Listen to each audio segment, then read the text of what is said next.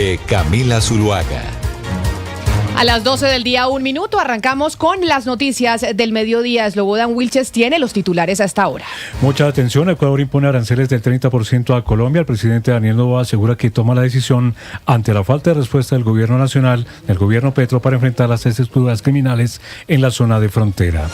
Medicina Legal confirma que hay menores de edad en el grupo de disidentes muertos en los combates entre las estructuras de alias Calarcá y Iván Mordisco en el retorno en el departamento del Guaviare. La mesa directiva del Senado convocó a la plenaria extraordinaria para este martes 27 de enero para discutir los decretos de emergencia económica. Los ministros se habían negado a participar en el debate.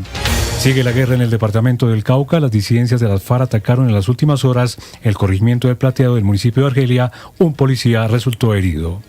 Continúan las críticas por el nombramiento de Alfredo Acosta como ministro de la Igualdad. Sectores de la oposición cuestionan al gobierno por designar a una persona que carece de experiencia en el sector público.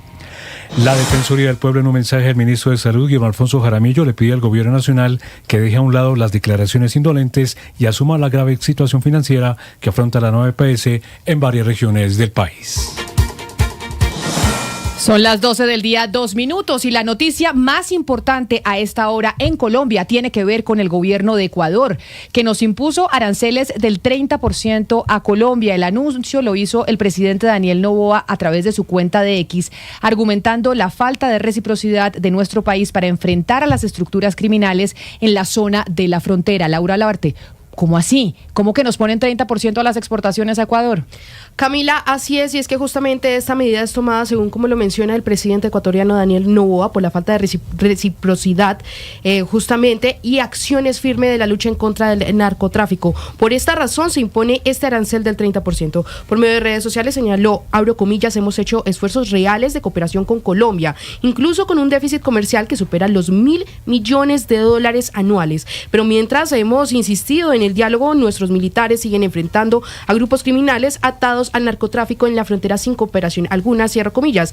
Y es que recordemos que desde enero a noviembre del 2025 las exportaciones colombianas a Ecuador llegaron a $1.673 millones, con una caída del 3,2% frente al mismo periodo del 2024. Estas cifras según Analdex, siendo Ecuador el sexto comprador de los productos colombianos y el segundo en exportaciones mineroenergéticas. El principal producto exportado fue la energía eléctrica con un valor de $133 millones. Le sigue medicamentos para humanos y azúcares de caña o remolacha y sacarosa químicamente pura. Slobodan, Ecuador, y el presidente Noboa siguiendo el ejemplo del presidente de los Estados Unidos, Donald Trump, de poner retaliaciones a través de los aranceles. Y llama la atención lo que cuestiona el presidente de Ecuador, Daniel Noboa, al gobierno colombiano sobre esa falta de respuesta de las autoridades colombianas en la lucha contra las estructuras criminales, y hablamos directamente de las disidencias de las FARC que ya están al otro lado de la frontera y que obviamente están poniendo problemas de seguridad al vecino país. Así es, 12 del día, 4 minutos, pero otra noticia importante y es noticia política. Andrés Carmona, el Senado convocó a la plenaria extraordinaria para este martes 27 de enero para discutir los decretos de la emergencia económica. Así es, Camila, muy buenas tardes. Hay que tener en cuenta que el día de hoy, 21 de enero, se vencen los 30 días que establece la ley 137 y que establece el decreto 1390 de 2025 para el desarrollo de esta emergencia económica y social que fue declarada por el gobierno de Gustavo Petro luego del hundimiento de la ley de financiamiento. La ley señala que una vez se cumplen esos 30 días, 10 días después, el Senado y el Congreso, tanto la Cámara de Representantes como el Senado, se pueden reunir por derecho propio para analizar, debatir, recibir el informe por parte del Gobierno Nacional sobre las causas de esta emergencia económica y posteriormente debe emitir un concepto a la Corte Constitucional. Se espera entonces que este 27 de enero se reúna dicha plenaria del Senado. Y recordará usted que se había intentado hacer un primer debate el 29 de diciembre pasado, debate que fracasó porque los ministros del gabinete, que fueron citados a la plenaria del Senado, no entregaron el cuestionario cuestionario, aseguraron que la competencia del Congreso debía ser después del cumplimiento de la emergencia económica y que se debía completar dicho cuestionario con cerca de 26 preguntas argumentando la emergencia económica. Lo que le puedo decir, Camila, es que hasta el momento no se han recibido todas las respuestas de los ministerios frente a esa emergencia económica, frente a ese cuestionario,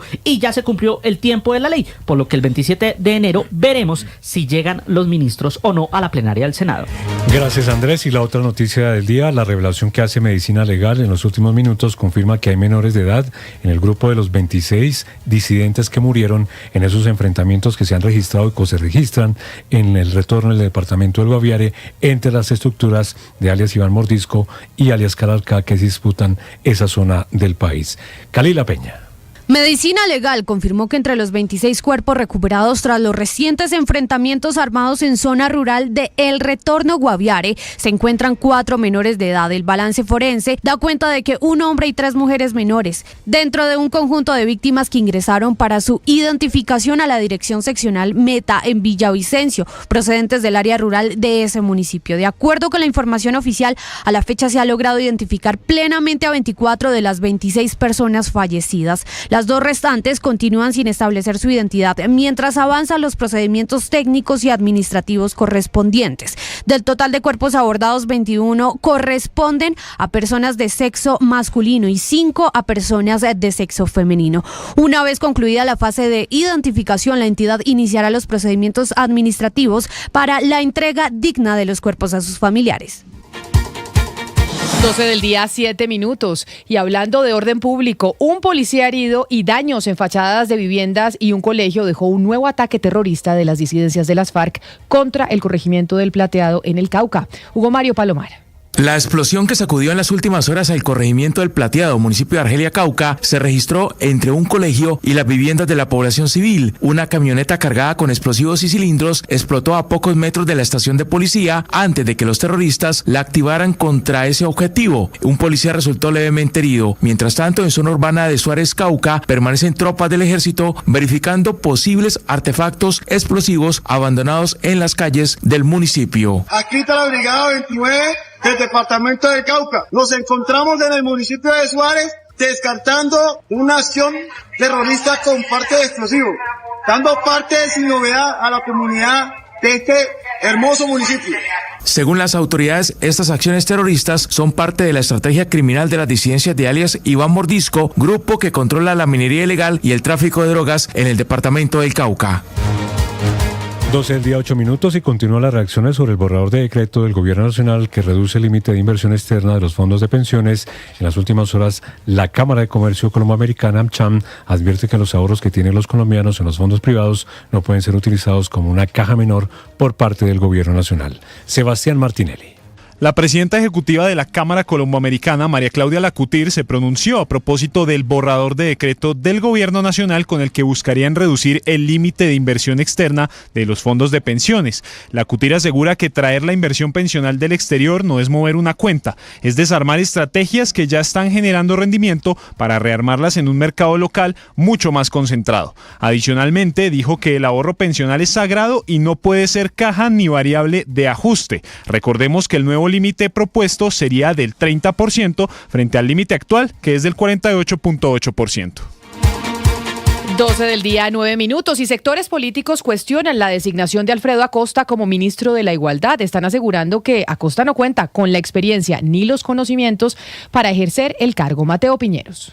Alfredo Acosta Zapata fue designado como nuevo ministro de la Igualdad en reemplazo de Juan Carlos Florián. Él no tiene experiencia en el sector público y en los últimos 14 años trabajó en la Organización Nacional Indígena de Colombia, ONIC. Fue coordinador nacional de la Guardia Indígena. La representante de la Alianza Verde, Catherine Miranda, señaló que el nuevo ministro no tiene estudios técnicos ni universitarios y tampoco la experiencia que se requiere para asumir este cargo. El señor Alfredo Acosta acredita en materia de formación académica únicamente el bachillerato, es toda su formación, no tiene estudios técnicos, no tiene estudios tecnológicos, no tiene estudios universitarios. Y como si esto no fuera suficientemente grave para un cargo de esta magnitud, Alfredo Acosta no ha trabajado un solo día en el sector público, no tiene experiencia como servidor público, no ha manejado presupuesto estatal, no ha ejecutado políticas públicas. En los últimos años, Acosta lideró a más de 60.000 guardias indígenas, muchos de ellos protagonistas de la Minga del suroccidente del 2020 y de otras movilizaciones en apoyo al gobierno del presidente Gustavo Petro. Y ahora hablamos del fuerte llamado de atención de la Defensoría del Pueblo al Gobierno Nacional y concretamente al ministro de Salud, Guillermo Alfonso Jaramillo. Le pide que asuma la situación financiera que afronta la nueva EPS y que deje a un lado los pronunciamientos y las declaraciones indolentes. Salima Félix. La Defensoría del Pueblo cuestionó el manejo que desde el gobierno se le ha dado a la crisis del sistema de salud y pidió reconocer la magnitud de las afectaciones que hoy enfrentan millones de usuarios, especialmente los afiliados a la nueva EPS. A través de su cuenta de X afirmaron lo siguiente, abro comillas, pedimos al Ministerio de Salud mejorar los canales de comunicación y especialmente a dejar de lado declaraciones indolentes que pongan en duda el deber del gobierno de garantizar los derechos humanos en igualdad para todas las personas. La falta de empatía con la angustia de quienes están al frente de la atención y deben lidiar diariamente con el sufrimiento de las personas es inadmisible y preocupante. Deja el mensaje de que las autoridades no harán nada para resolverlo, sin embargo, hacerlo es su deber, cierro comillas.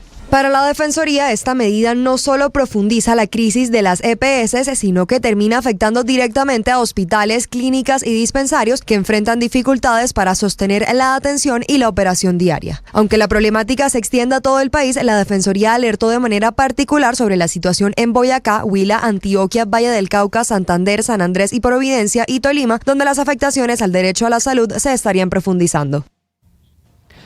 12 minutos. El IDEAM emitió una alerta para el Caribe colombiano por la presencia de fuertes vientos que podrían alcanzar ráfagas de hasta 60 kilómetros por hora, generando además un significativo aumento del oleaje. La información la tiene usted, Vanessa Saldarriaga. En la región Caribe es mejor evitar el uso de vestidos y faldas por estos días e incluso ser cauteloso si se va a ir a la playa. Todo por cuenta de los fuertes vientos que se están registrando con velocidades que oscilan entre los 48 y los 55 kilómetros por hora, así como alturas de olas entre los 2.2 y 3 metros. La DIMAR está recomendando extremar las medidas de seguridad durante el desarrollo de actividades marítimas y portuarias. Así lo explica el suboficial Edilberto Echavarría, técnico oceanógrafo de la Oficina Hidrográfica de Barranquilla. Se esperan vientos con velocidades entre los 26 a 30 nudos, con direcciones predominantes desde el noreste. Esto equivale a velocidades entre los 48 y 55 kilómetros por hora. Es posible que estos fuertes vientos se mantengan durante el resto de la semana, por lo que se mantendrán levantadas las banderas rojas en las zonas de playa para evitar emergencias con los bañistas. La noticia internacional. Noticia en el mundo: el presidente de los Estados Unidos, Donald Trump, descarta el uso de la fuerza para apoderarse de Groenlandia. César Moreno. En el mundo, todos los ojos puestos en Davos, en el Foro Económico Mundial. El presidente norteamericano Donald Trump exigió negociaciones inmediatas para comprar Groenlandia y aseguró que no va a usar la fuerza para adquirir ese territorio autónomo de Dinamarca, un aliado de la OTAN. So we want a piece of ice for world protection, and they won't give it. We've never asked for anything else, and we could have kept. Solo Estados Unidos puede proteger esa gigantesca tierra, ese gigantesco pedazo de hielo, desarrollarlo y mejorarlo. En un tono más conciliador, el secretario general de la OTAN, Mark Rutte, que no escatima elogios a Trump, alguna vez le dijo daddy como papá, recomendó una diplomacia ponderada como la única forma de lidiar con las tensiones en torno al futuro de Groenlandia y le dio la razón a Trump. President Trump is right. Other leaders in NATO are right. We need to defend the Arctic. En este mismo discurso, Trump también se refirió a Venezuela y dijo que sus dirigentes se han mostrado muy listos al negociar con Washington tras la captura de Maduro y añadió que Venezuela hará más dinero con el petróleo en los próximos 6 meses que el que hizo en los últimos 20 años. También habló del otro conflicto, Oriente Medio. Trump dijo que el grupo terrorista Hamas ha acordado entregar sus armas, pero ya lo saben, nacieron con un arma en la mano, así es que no es fácil de hacer. Pero si no lo hacen, serán destruidos muy rápidamente, dijo Trump. Y sobre el conflicto entre Ucrania y Rusia, dijo que la responsabilidad de lidiar con la situación en Ucrania les corresponde a todos los países europeos y la OTAN, y no a Estados Unidos. La noticia deportiva. Y la noticia deportiva a las 12 del día, 15 minutos, tiene que ver con la Champions, porque hoy se juega una nueva jornada de la Champions League. ¿Y qué se sabe de los colombianos en este certamen, Santiago? Camila, pues le cuento que más allá de la buena actuación que tuvo ayer Luis Javier Suárez con el Sporting de Portugal, marcando doblete para ganarle al Paris Saint-Germain 2-1, hoy el Galatasaray se mide contra el Atlético de Madrid con otro hombre de Selección Colombia. Se trata de Davinson Sánchez, acumulará su 7ª presentación en esta edición del certamen. El Galatasaray y Atlético de Madrid están marcados por la necesidad de ambos equipos. Atlético es 10º con 12 puntos, mientras que Galatasaray es 18 con 9 unidades. También ponemos la lupa en el partido del Bayern Múnich contra el Unión Saint-Gilloise a las 3 de la tarde en territorio teutón en Alemania. Vuelve Lucho Díaz para ser partícipe de la Champions con el equipo bávaro, pues recordemos arrastraba una suspensión luego de aquella fea entrada ante Hakimi contra el Paris Saint-Germain en territorio francés. Bayern Múnich en este caso busca el triunfo para seguir en los puestos de arriba, es tercero con 15 unidades. De igual manera, el equipo del Benfica visitará a la Juventus. Eso sí, Benfica no contará con Richard Ríos porque arrastra un problema de lesión de hombro. Entonces, en ese caso no tendremos a futbolista colombiano por los lados del equipo portugués, pero en el italiano podría estar Juan Cabal, que es otro de los jugadores que está en el radar de la Selección Colombia. Así que tenemos cita para la Champions hoy nuevamente. Las principales tendencias en redes sociales. Y las tendencias en redes sociales a esta hora las tiene Alexis de Dios, que tiene que ver con los 8 nominados a Mejor Artista Nuevo que tendrán presentaciones en vivo en los premios Grammy. Así es, Camila, a esta hora es tendencia en redes los 8 nominados a Mejor Artista Nuevo que tendrán presentaciones en vivo durante los Grammys 2026 que se celebrarán en Los Ángeles el próximo domingo 1 de febrero y que contarán con transmisión en vivo y de streaming a través de distintas plataformas. Entre los nominados se encuentran Olivia Dean, Di Marías y Leon Thoman, quienes con los otros 5 nominados se unirán con la estrella del pop Sabrina Carpenter, quien ayer se convirtió en la primera artista anunciada para la transmisión de la premiación. Estos Grammy, que son considerados los premios más importantes para la música en el mundo, en donde varios artistas latinos y colombianos han conquistado sus escenarios, tendrán lugar en Los Ángeles el próximo 1 de febrero. Lo que es noticia en Bogotá, Medellín, Cali, Barranquilla, Bucaramanga. En Mañanas Blue le contamos lo que es noticia en Colombia y el mundo. Dirige Camila Zuluaga. 12 del día, 18 minutos y seguimos con las noticias a esta hora. Les damos la bienvenida a Medellín, Cali, Barranquilla, Bucaramanga.